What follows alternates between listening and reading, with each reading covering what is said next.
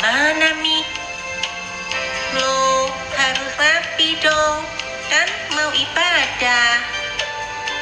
Tapi gak kemana-mana kan ibadahnya, bukannya di rumah. Iya, ibadah sekolah minggunya online. Tapi harus rapi dan siap untuk mendengarkan firman Tuhan dan beribadah. Oh, iya ya. Jadi harus rapi ya, sekalipun hanya di rumah.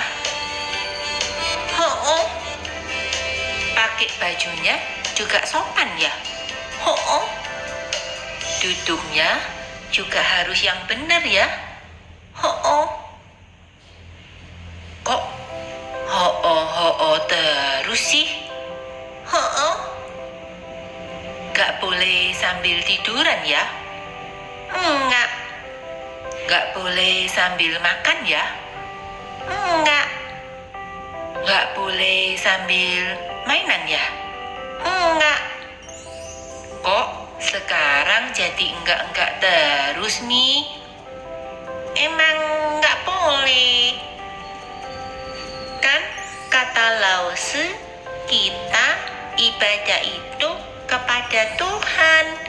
Jadi harus sungguh-sungguh. Nyanyi sungguh-sungguh. Berdoa sungguh-sungguh. Dengerin firman Tuhan juga sungguh-sungguh. Oh iya ya, betul nih.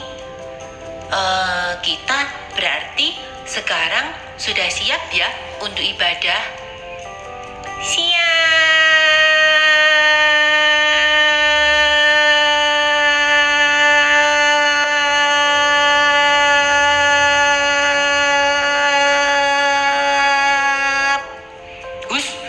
Panjang bener, Mi.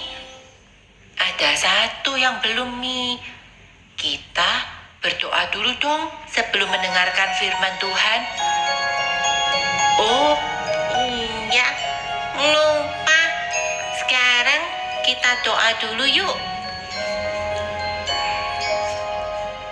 Tuhan Yesus, terima kasih. Kami boleh ibadah di rumah. Sekarang kami mau mendengarkan firman Tuhan. Berkati kami semua ya Tuhan. Di dalam nama Tuhan Yesus kami berdoa. Amin. Yuk teman-teman di rumah, kita mau dengarkan firman Tuhan dulu yuk.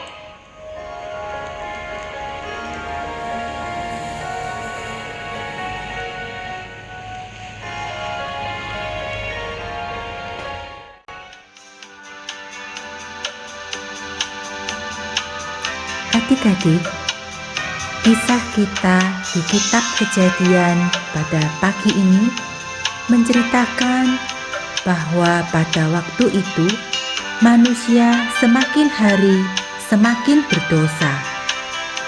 Banyak orang yang berbuat jahat, banyak orang yang berbohong, mencuri, nakal, menyakiti orang lain, tidak taat kepada Tuhan dan berbuat dosa.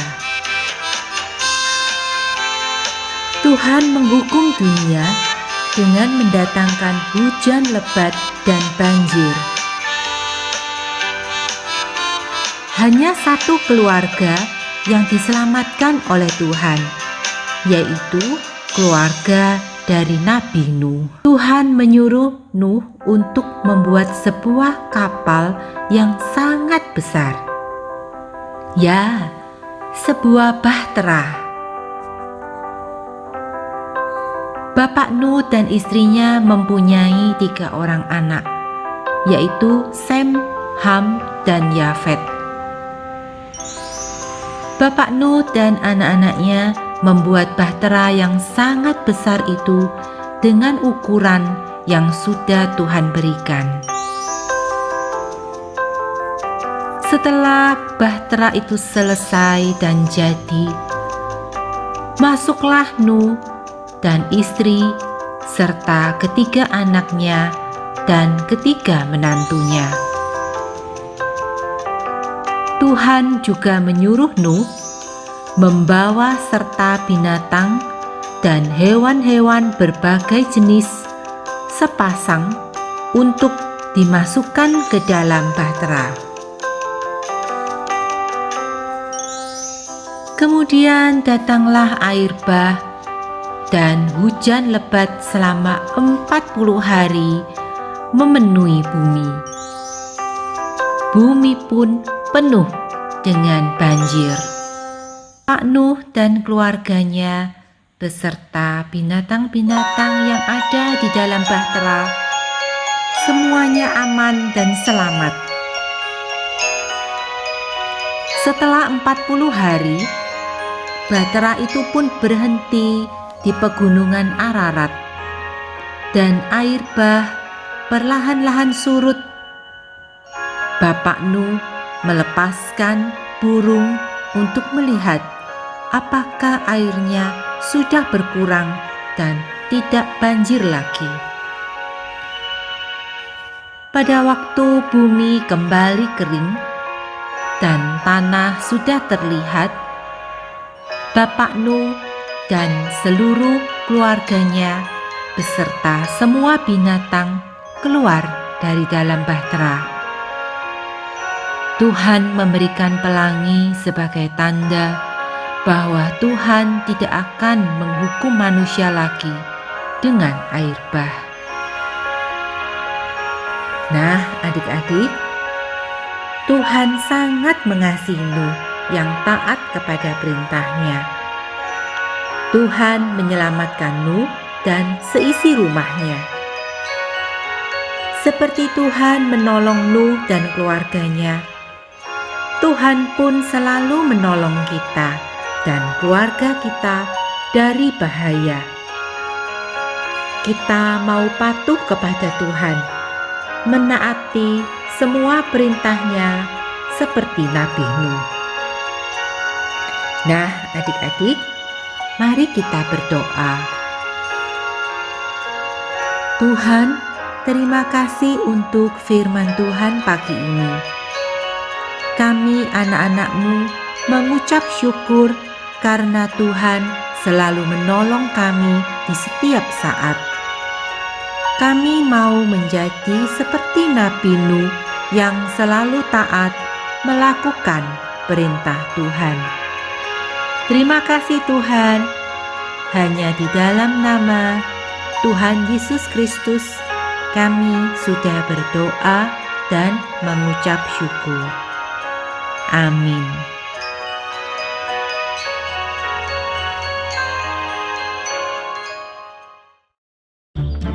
Stories of the Bible. Noah and the Flood.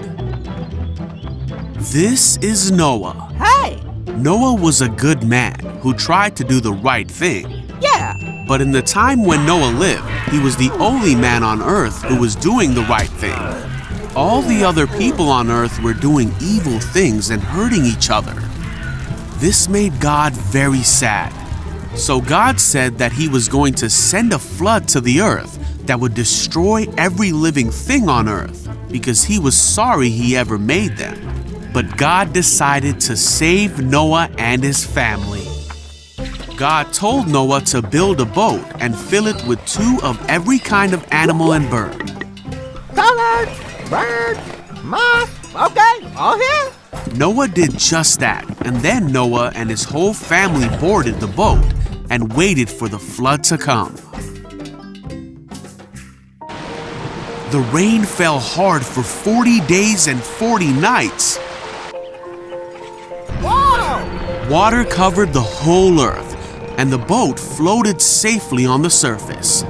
Water covered even the highest mountains on earth, but Noah and his family were saved. God remembered Noah and all the animals on the boat. God sent a wind to blow across the earth, and the flood began to go away. After 5 months, the boat came to rest on a mountaintop. A few months later, The other mountains could be seen. 40 days later, Noah opened a window and released a raven. The bird flew back and forth until the flood had dried up. He also sent a dove out to see if it could find dry ground, but the dove couldn't find a place to land because there was still water on the ground. So the dove returned to the boat. Oh, hello again. After another 7 days, Noah sent the dove out again. This time, it came back with an olive leaf. Oh, bingo. So Noah knew that the floodwaters were almost gone. A week later, he sent the dove out again, and it didn't come back. So many months after the flood began, Noah opened the covering of the boat and saw that the ground was drying. He waited 2 more months, and at last, the earth was dry. Then God said to Noah, "Leave the boat, all of you. Release the animals so they can be fruitful and multiply throughout the earth." Okay. So Noah, his family, and all the animals finally left the boat. See ya. Noah built an altar to the Lord to make a sacrifice to God. God was pleased with Noah's offering and said to himself that he would never again destroy every living thing on earth. God blessed Noah and his sons and promised them that he would never send another flood. He gave them the rainbow in the sky as a sign of this promise to Noah, his family, and all of mankind.